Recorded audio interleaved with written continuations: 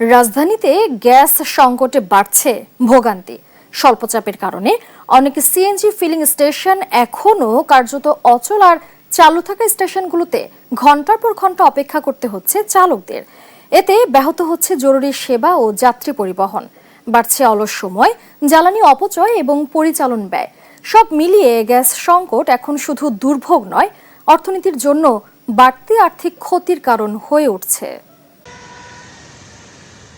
ভোর থেকেই রাজধানীর এক ফিলিং স্টেশন থেকে আরেক ফিলিং স্টেশনে ছুটছে নজরুল ইসলাম। জরুরি ওষুধ পৌঁছে দেওয়ার গাড়ির স্টিয়ারিংয়ে থাকার কথা তার, অথচ সকাল গড়িয়ে দুপুর গাড়ি এগোয়নি 1 কিলোমিটারও। গ্যাসের অপেক্ষায় থেমে গেছে চাকা, থমকে গেছে জরুরি সেবাও। আমাদের যে সাধারণ ড্রাইভার যারা, তাদের তো খুব কষ্ট গাড়ি চালাইতে। তারপরে আমরা ঠিকমতো ওষুধ ডেলিভারি দিতে পারতেছি না এই গ্যাসের কারণে। শুধু নজরুল ইসলাম নন, তার মতো আরও অনেকে এভাবে গ্যাসের জন্য অপেক্ষা করছেন। এই চিত্র অধিকাংশ সিএনজি ফিলিং স্টেশনে দেখা যাচ্ছে। গ্যাসের স্বল্প চাপে ঘন্টার পর ঘন্টা লাইনে দাঁড়িয়ে থাকছেন চালকরা। এতে পরিবহন খাতে বাড়ছে অলস সময় ও পরিচালন ব্যয়, যার প্রভাব পড়ছে যাত্রী সেবা এবং সামগ্রিক নগর অর্থনীতিতে। প্রেশার না থাকার কারণে আমি আপনার 3 টাকা 4 পয়সার গ্যাস পাচ্ছি। এই যে সকালে বেরিয়েছি 9টায়, এখন বাজে হইল 12:30।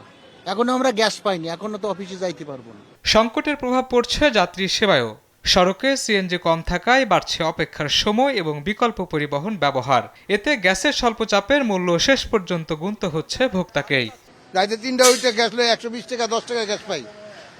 দ্বিতীয় টিপ মারলে মনে করেন গ্যাসের আবার সিরিয়াল দিতে হয়। আর গ্যারেজে গেলে রাইতে মাহাজন 1250 টাকা জমা লয়। আমরা যে জমাটা করতে না, এটা মাহাজন বোঝে না।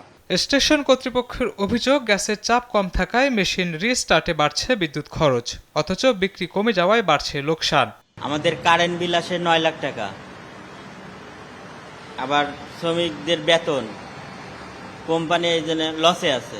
লাইনে গ্যাস নাই, মেশিন বন্ধ থাকে, বিদ্যুৎ বিল বেশি আসে। এটা তো আমরা যারা পাম্পে যতগুলো পাম্প আছে, প্রায় পাম্পে লসের সম্মুখীন হচ্ছে এখন বর্তমানে। সংশ্লিষ্টদের দাবি, দ্রুত গ্যাসের চাপ স্বাভাবিক না করা গেলে পরিবহন শিল্প ও সেবা খাতে অর্থনৈতিক ক্ষতির বড় কারণ হয়ে দাঁড়াবে। শাহিনুল ইসলাম সাগর, দেশ টিভি, ঢাকা।